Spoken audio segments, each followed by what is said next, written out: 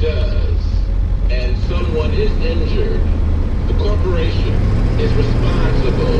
Douglas says they want to know why Walgreens executives decided to have armed guards at select stores in LA County. Each of these stores are in the black, brown, and homeless and LGBT communities. He says Hart was not shoplifting and not armed at the time he was fatally shot. He's also calling on District Attorney Jackie Lacey to take action against the security guard. We've reached out to Walgreens and the DA's office, but so far, no word from either. Reporting live in Ladera Heights, Margaret Carrero, KNX 1070 News Radio. For the first time in nearly 2 decades, an LA County law enforcement officer is being prosecuted for an on-duty shooting. Sheriff's Deputy Luke Liu has been charged with voluntary manslaughter for a shooting that happened 2 years ago at Norwalk gas station.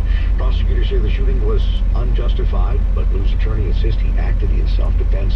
Sheriff's officials say they placed Liu on administrative leave in light of the criminal case. Los Angeles police investigating former USC gynecologist Dr. George Tyndall say they found a cache of photos of nude women and homemade pornography in his storage unit. Tyndall, accused of sexually abusing hundreds of women.